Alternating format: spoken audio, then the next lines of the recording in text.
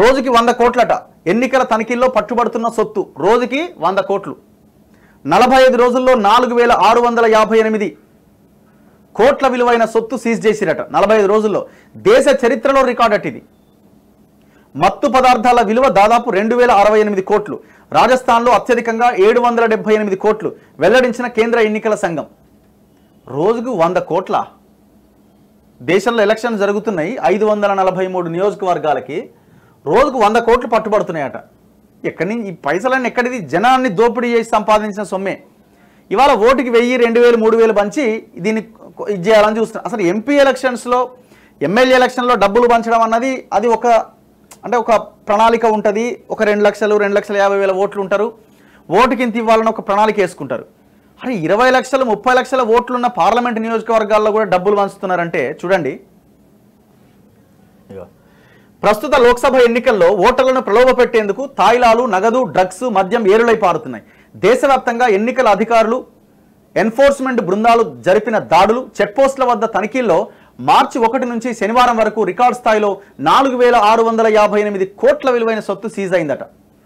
గడిచిన 48 రోజుల్లో రోజుకి సగటున 100 కోట్లకు పైగా సొత్తు పట్టుబడ్డది. 2019 సార్వత్రిక ఎన్నికలప్పుడు సీజ్ అయిన మొత్తం 3475 కోట్లట.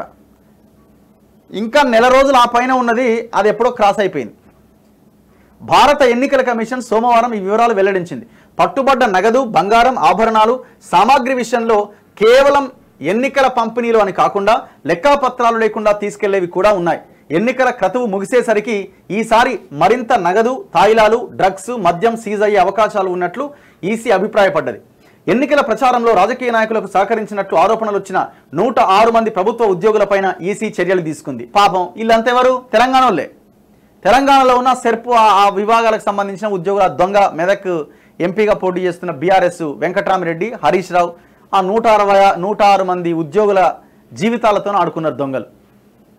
ఎలక్షన్ మీటింగ్ అని పిలిస్తే అందరు కంప్లైంట్ చేసి సీసీ ఫుటేజ్ ఉన్నది తీసే 106 మందిని సస్పెండ్ చేసింది.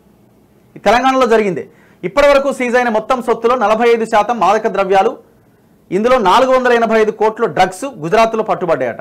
293 కోట్ల విలువైన డ్రగ్స్ సీజ్ అయిన తమిళనాడు 2వ స్థానంలో ఉందట.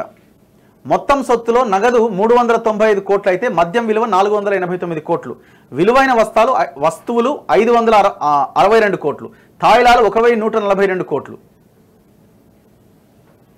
ఎక్కువగా గుజరాత్లో 777 కోట్ల సొత్తు రాజస్థాన్లో పట్టుబడ్డదట అత్యధికంగా.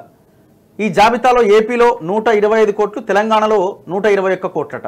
ఏపీ 12వ స్థానం, తెలంగాణ 13వ స్థానంలో ఉందట. ఇందులో సామాన్య జనం డబ్బులు ఎంత? ఇప్పుడు వాళ్ళు ఏదో బంగారమో, పెళ్ళో, దానికో దీనికో పోతూ ఉంటారు. వాళ్ళు తెలవక వాళ్ళవి కూడా పట్టుబడతాయి. ఆధారాలు చూపిస్తూ ఓకే, ఏం ఆధారాలు ఉంటాయి పాపం వాళ్ళ దగ్గర?